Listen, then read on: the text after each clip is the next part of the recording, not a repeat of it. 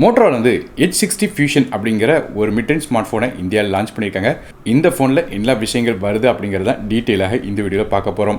So வீடியோக்கு போக மட்டும் சேனலை சப்ஸ்கிரைப் பண்ணிங்க, பக்கத்தில் பெல் ஐக்கனை ப்ரெஸ் பண்ணி தொடர்ந்து உட்காராங்க. அப்படியே நம்ம டெலிகிராம் மற்றும் வாட்ஸ்அப் சேனலோட லிங்க்கும் வந்து கீழே டிஸ்கிரிப்ஷன் கொடுத்துருக்கேன். மறக்காமல் அதையும் கிளிக் பண்ணி ஜாயின் பண்ணிக்கோங்க.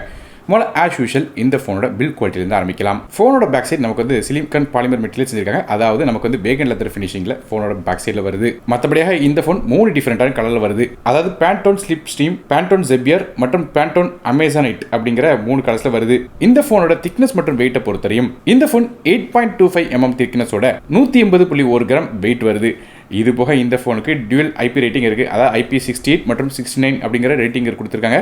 அதனால் இந்த ஃபோனை நீங்கள் ஹெவியான மழை பெய்யும் போது வெளியே எடுத்துகிட்டு போனாலும் எந்த விதமான பிரச்சனையும் வராது. இந்த ஃபோன் வந்து தண்ணிக்குள்ளே விழுந்தாலும் எந்த விதமான பிரச்சனையும் ஆகாதுன்னு சொல்கிறாங்க. அதாவது நல்ல தண்ணிக்குள்ளே 1.5 மீட்டர் விழுந்தா எந்த விதமான பிரச்சனையும் வராதுன்னு சொல்கிறாங்க. அது மட்டும் இல்லாமல் தண்ணியில் விழுந்தாலும் 30 நிமிஷம் வரையும் இது விஸ்டாண்ட் பண்ண முடியும் சொல்கிறாங்க. மற்றபடியாக இந்த ஃபோனுக்கு மிலிட்ரி கிரேட் ஸ்டாண்டர்டும் இருக்குது. அதாவது MIL/STD 18H அப்படிங்கிற மிலிட்ரி கிரேடும் கொடுக்குறாங்க. இந்த ஃபோன் வந்து மிலிட்ரி கிரேட் டெஸ்டிங்கில் வந்து கிட்டத்தட்ட 16 டெஸ்ட் வந்து பண்ணதாக சொல்லப்படுது. குறிப்பாக சொன்னு கேட்டிங்கன்னா இந்த ஃபோனை -20 டிகிரிஸ் வரையும் வந்து நமக்கு செக் பண்ணதாக சொல்கிறாங்க. அதாவது டெஸ்ட் பண்ணி பார்க்கும்போது எக்ஸ்ட்ரீம் கோல்ட் கண்டிஷன் வைக்கும்போது ஃபோன் வந்து ஒர்க் ஆச்சு சொல்கிறாங்க. அதே மேக்ஸிமம் 60 டிகிரிஸ் வரையும் இந்த ஹீட் கண்டிஷன்லையும் இந்த ஃபோன் வந்து நல்லா ஒர்க் ஆச்சு சொல்கிறாங்க. ஸோ இதான் ஃபோனோட பில்ட் குவாலிட்டியாக இருக்குது. அடுத்த ஃப்ரண்ட் சைடோட டிஸ்பிளே பற்றி பேசலாம். இந்த ஃபோனில் ஒரு 6.7 இன்ச்சுக்கான ஃபுல் HD ப்ளஸ் உள்ள 10-bit OLED டிஸ்பிளே கொடுக்குறாங்க. இந்த டிஸ்பிளே வந்து நமக்கு வந்து எண்ட்லெஸ் எட்ஜ் டிஸ்பிளேயாக இருக்குது அப்படின்னு சொல்கிறாங்க. அதாவது நமக்கு வந்து எட்ஜஸில் வந்து கர்வ் பண்ணி வச்சிருக்காங்க. சைடில் பார்த்தீங்கன்னா நல்லா கர்வ் பண்ணி வச்சிருக்காங்க இந்த டிஸ்பிளே. மற்றபடியாக இந்த டிஸ்பிளேக்கு 120 ஹெர்ட்ஸ்க்கான ரெஃப்ரெஷ் ரேட் இருக்குது, 360 ஹெர்ட்ஸ்க்கான டச் சாம்பிளிங், மேலும் HDR10+ சப்போர்ட்டும் இருக்குது. இந்த டிஸ்பிளே வந்து ஹை பிரைட்னஸ் மோடில் 1400 நிட்ஸும், அதே பீக் பிரைட்னஸ் பார்க்கும்போது 4500 நிட்ஸ் வரையும் போகுது. மற்றபடியாக டிஸ்பிளேயோட ப்ரொடெக்ஷனுக்காக கார்னிங்குலர் கிளாஸோட 7i அப்படிங்கிற கிளாஸ் வந்து கொடுத்துருக்காங்க. இது ஒரு பஞ்சோட டிஸ்பிளே வருது. மேலும் இன் டிஸ்பிளே ஃபிங்கர் பிரிண்ட் ஸ்கேனரும் இந்த டிஸ்பிளேல கொடுக்குறாங்க. ஸோ டிஸ்பிளே ஒரு நல்ல குவாலிட்டியான டிஸ்பிளே கொடுத்துருக்காங்க. ஒருவேளை கர்வ் டிஸ்பிளே பிடிக்கும்னா நீ இந்த ஃபோன் வந்து சூஸ் பண்ணலாம். அடுத்ததாக இதோட பெர்ஃபார்மன்ஸ் பற்றி பார்க்கலாம். இந்த ஃபோனில் நமக்கு லேட்டஸ்ட்டான மீடியாடெக்கோட டிமென்சிட்டி 7400 அப்படிங்கிற ஒரு 2.6 GHz ப்ராசர் கொடுக்குறாங்க. கிராஃபிக்ஸ்க்காக இந்த ப்ராசரில் மாலியோட G615 MC2 அப்படிங்கிற GPU கொடுக்குறாங்க. ஸோ இதோட பெர்ஃபார்மன்ஸ் எப்படி இருக்கும் அப்படின்னு பார்க்க முன்னாடி இந்த ப்ராசர் ரேங்கிங்கை பார்த்துடலாம். நமக்கு இந்த லேட்டஸ்ட்டான ப்ராசருக்கும் இதுக்கு முன்னாடி ஜென்ரேஷன் அதாவது டிமென்சிட்டி 7300 அல்ட்ராவுக்கும் கொஞ்சம் தான் வித்தியாசம்.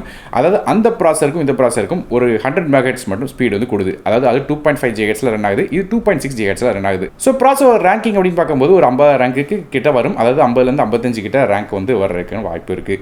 ஸோ இதோட பெர்ஃபார்மன்ஸ் எப்படின்னு கேட்டிங்கன்னா ஆப்ஸ் பண்ணலாம், மல்டி டாஸ்கிங் பண்ண முடியும். கேம்ஸ்னு பார்க்கும்போது இன்டர்வல் கேம்ஸ், மிஸ்டேட்டிங் கேம்ஸ், சில ஹெவியான கேம்ஸ் கூட விளையாட முடியும். அடுத்தபடியாக இந்த ஃபோனோட RAM மற்றும் இன்டர்னல் ஸ்டோரேஜ் பற்றி பார்க்கலாம்.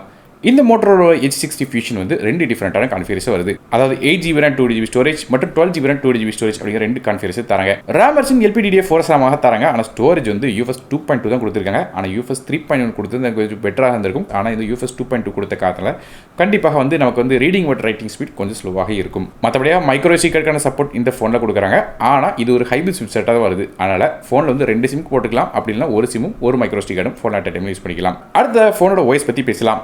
இந்த ஃபோன் Android 15 பேஸ் பண்ண வாய்ஸில் வந்து ரன் ஆகுது. நமக்கு வந்து ஸ்டாக் Android எக்ஸ்பீரியன்ஸ் இந்த ஃபோன் வந்து கிடைக்கும். அப்டேட்ஸ் பொறுத்தவரை இந்த ஃபோனுக்கு 3 வருடத்துக்கான வாய்ஸ் அப்டேட்ஸும் 4 வருடத்துக்கான செக்யூரிட்டி பேட்ச் அப்டேட்ஸும் தரதாக Motorola ப்ராமிஸ் பண்ணியிருக்காங்க. அடுத்தபடியாக ஃபோனோட கேமராஸ் பற்றி பார்க்கலாம். பேக் சைடில் இந்த ஃபோனில் 2 கேமரா இருக்குது. மொதல் கேமரா ஒரு 50 மெகாபிக்சலுக்கான ரியர் ஃபேசிங் கேமரா. இது சோனியோட LYT700C அப்படிங்கிற சென்சர் கொடுத்துருக்காங்க. f1.88 ஆப்பர்ஸில் வருது. இந்த கேமராக்கு நமக்கு வந்து ஆப்டிகல் இமேஜ் ஸ்டெபிலிட்டி சப்போர்ட்டும் தராங்க. ரெண்டாவதாக ஒரு 13 மெகாபிக்சலுக்கான அல்ட்ராவைட் சென்சர் கொடுக்குறாங்க. இது f2.2 ஆப்பர்ஸில் வருது. மற்றபடியாக இதே அல்ட்ராவைட் கேமராவில் மேக்ரோ மோட் ஷாட்ஸும் எடுக்கலாம். ஸோ இதான் ஃபோனோட பேக் சைட் கேமராஸாக இருக்குது.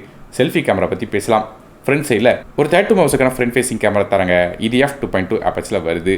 ஸோ கேமராஸ் பற்றி பார்த்தாச்சு. அடுத்த ஆடியோஸ் பற்றி பேசலாம். இந்த ஃபோனில் நமக்கு வந்து USB Type-C தான் தராங்க. ஸ்டீரியோ ஸ்பீக்கர் சப்போர்ட் இருக்குது. மற்றபடி டால்பி அட்மாஸ் சப்போர்ட்டும் தராங்க. அடுத்தபடியாக நெட்வொர்க்ஸ் பற்றி பேசலாம். இந்த ஃபோனில் நமக்கு வந்து 5Gக்கான SANC சப்போர்ட் தராங்க. கிட்டத்தட்ட 11 5G பேண்ட்ஸ் இருக்குது. இது போல் Dual 4Gக்கான VoLTE, Wi-Fi 6, Bluetooth 5.4, GPS மாதிரியான விஷயங்கள் தராங்க. அடுத்தபடியாக இதோட பேட்டரிஸ் பற்றி பேசலாம். இந்த ஃபோனில் ஒரு 5500 mAh பேட்டரி கொடுக்குறாங்க. இதை சார்ஜ் பண்ணுறதுக்கு 68 வாட்க்கான ஃபாஸ்ட் சார்ஜிங் சப்போர்ட் வந்து சார்ஜ் பண்ணுறதுக்கு USB Type-C போர்ட் தராங்க. கடைசியாக இந்த ஃபோனோட விலையை பற்றி பார்க்கலாம். இந்த Motorola H60 Fusion 8GB RAM 2GB storage விலை 22,999க்கும் 12GB RAM 2GB ஸ்டோரேஜ் விலை 24,999 அப்படிங்கிற பிரைசிங்கில் கொடுக்குறாங்க. ஸோ ஓவரலாக ப்ரைஸிங் வச்சு கம்பேர் பண்ணி பார்க்கும்போது ஸ்பெசிஃபிகேஷன் ஓரளவு ஓகேன்னு சொல்லலாம். நமக்கு ஆனால் என்ன விஷயம் கேட்டீங்கன்னா இந்த UFS வெர்ஷன் மட்டும் UFS 3.1 கொடுத்துருந்தா இன்னும் கொஞ்சம் பெட்டரான ஆப்ஷனாக இருந்திருக்கும். மற்றபடியாக ஸ்பெசிஃபிகேஷன் குறை சொல்கிற மாதிரி இல்லை, டீசெண்டாக தான் கொடுத்துருக்காங்க. இந்த டிமென்சிட்டி 7400 வந்து டிமென்சிட்டி 7300க்கு ஈக்குவலன்ட் தான். ஸோ ப்ராசர் வச்சு கம்பேர் பண்ணி பார்த்தா கொஞ்சம் ஓவர் ப்ரைஸ் மாதிரி தெரிஞ்சாலும் ஓவரலாக மற்ற ஸ்பெசிஃபிகேஷன் கேமரா, பேட்டரி, டிஸ்பிளே மாதிரியான விஷயங்கள் பார்க்கும்போது ஓரளவு ஓகே மாதிரி தான் தெரியுது. ஆனால் நான் ஏற்கனவே சொன்ன இந்த UFS 2.2 கண்டிப்பாக ஒரு நெகட்டிவ் பாயிண்ட் தான். UFS 3.1 கூட கொடுத்துருந்தா இன்னும் கொஞ்சம் பெட்டராக இருந்திருக்கும். காரணம் இந்த UFS 2.2 வந்து இந்த அப்டேட் மாதிரியான விஷயங்கள் வரும்போதோ, இல்லைனா வந்து நிறைய நோட்டிஃபிகேஷன் வரும்போதோ, இல்லை ஹெவியான ப்ராசஸிங் பண்ணும்போது கொஞ்சம் ஸ்லோ பண்ணுற மாதிரியாக ஒரு ஃபீலிங் கொடுக்குறதுக்கு வாய்ப்பு இருக்குது. ஸோ நீங்கள் இந்த மோட்டரோட Edge60 ஃபியூஷன் ஸ்மார்ட் ஃபோனை பற்றி என்ன நினைக்கிறீங்க அப்படிங்கிறத கீழே காமெண்ட் செக்ஷன் மென்ஷன் பண்ணுங்கள். வீடியோ பிடிச்சினா ஒரு லைக் கொடுத்துருங்க, உங்கள் ஃப்ரெண்ட்ஸ் ஃபேமிலிக்கு ஷேர் பண்ணிவிடுங்க.